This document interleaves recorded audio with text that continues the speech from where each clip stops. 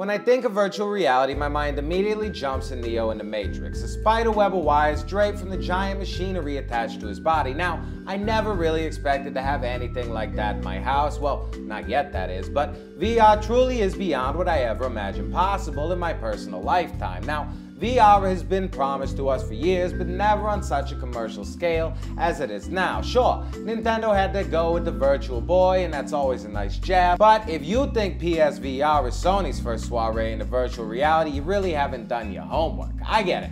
It's a hassle. You have to plug something in and put it on your head. I mean, sure, I'd love a contact lens, but let's be realistic here. I mean, if you jump back 50 years in time or even ask one of the 70 to 80-year-old users that is starstruck by VR, you would find out in a jiffy the gratification from use heavily outweighs the difficult setup. Aloha headsets, Frank here, and I, like many of you, saw the recent GamerX video on the state of VR. Now please, everyone is entitled to their opinion, just never forget that some opinions are far more researched than others. Today, we're going to take a little break, drop the brand associations, and stand up for the VR community. Now, within 4 hours of being up, this 10-minute and 2-second video hit over 80,000 views, which is cool with me. It ain't a numbers thing, but it is an influence thing, and for anyone thinking of getting into VR that just so happened to watch this video before anything else could easily be drawn in and is swayed right away. It's not the argument the video makes that I have an issue with, it's the calculated and manipulative structure of the video that hurts my stomach. But I digress, let's dive right in and pick it apart.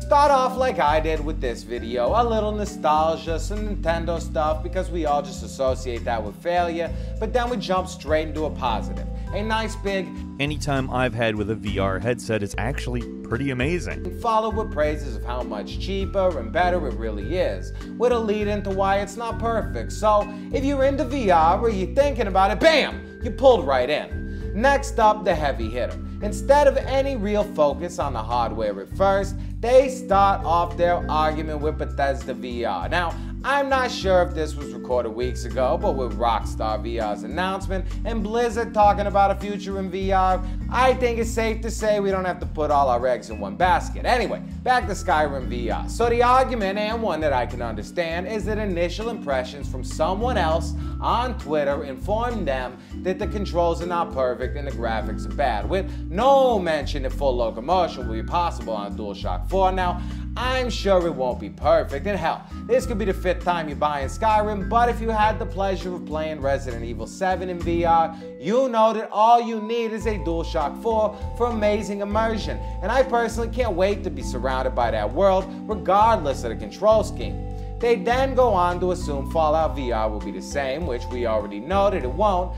Not only will you just lift the Vive wand up to see a Pip-Boy, but also full locomotion will be possible with the Vive trackpads. Plus, considering how much more next-gen the game is, I'm sure the visuals will be great.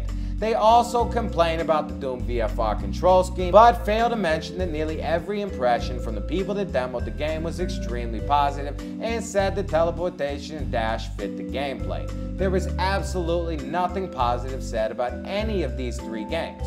Don't get me wrong, I'm not the best, but I at least try to show some positive, which anyone who's done research, which is sadly less and less people, should do as well. Maybe they have something with Bethesda. Maybe they're worried VR and AR could usher in the end of flat gaming. Now, I seriously doubt that, but hey, foil hats are out there. Now, after they rip our hearts out with the news of bad Bethesda games, they jump straight into saying the studios might be pushing out VR games before there is no more VR hype, which, if you've been paying attention to VR for the past few years, you're like me saying to yourself, more like finally putting out some VR games. They also mention the Oculus battle with ZeniMax, which I really do think only hurts the players, but at the end of the day, it's not something holding back VR, and the average consumer has no idea it even exists. We're so used to exclusivity that seeing a game released on only one platform is commonplace. There's no point in making a big deal out of it. Now, remember this part for later. They go on to say that the Oculus Rift was the most hyped and important of all the major HMDs, and because said games won't be appearing on the system, nothing is coming to it. But what about games like Echo Arena, which started a fledgling new esport and was voted one of the top games of 2017? No mention of that one. I mean, with the wild success of Resident Evil 7, it has become very apparent that a full game can and will be played in virtual reality. I think this paired with games like Job Simulator and I Expect You to Die reaching over $1 million in revenue is showing AAA developers that a VR budget might finally be worth the money. Now through all this, I was upset. But it wasn't until they said PSVR was not living up to its expectations that I just couldn't take it anymore. To be honest, I'm not sure the expectations for PSVR were really that high from the start. I mean, sure it looked cool, but most people had already started to lose faith in Sony peripherals. And the first few months after release were pretty hard. But things slowly got better, and in no time the press was raving about games like Farpoint, never mentioned, and Resident Evil 7, no mention either. Also, there is so much misinformation regarding setup.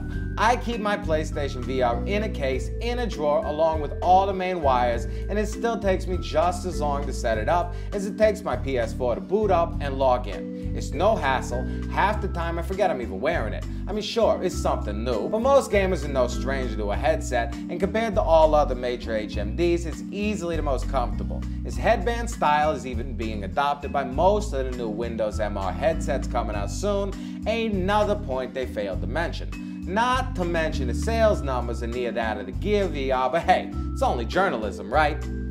Finally, they come out and say what they wanted to say the whole time. VR is for cell phones, and because cell phones are easy, VR should be easy, which, if you remember what I said earlier, goes against what they said about Oculus being the main source of VR hype and influence, stating that there really isn't the largest divide between cell phone and true VR games, which is nearly laughable to me. Sure, a PC is hard to set up, but thanks to this wonderful resource called the internet, nothing is really that hard anymore. Sure, this is the first generation of home VR, but that's exactly what it is. The first generation. It's not going anywhere, and it's only going to get better. Hell, the Vive even just got an accessory to make it wireless, so there goes all your clunky issues.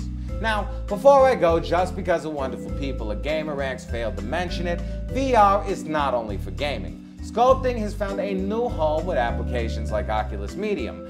Animation is now in the hands of anyone with MindShow, and high schools across the world are getting VR labs and giving students a chance to truly experience learning. So please, don't let an article that was meant to pull you in and poop all over your dreams bother you. Take it from me and the 3 million or so other happy headset-wearing gamers out there. The future truly is now.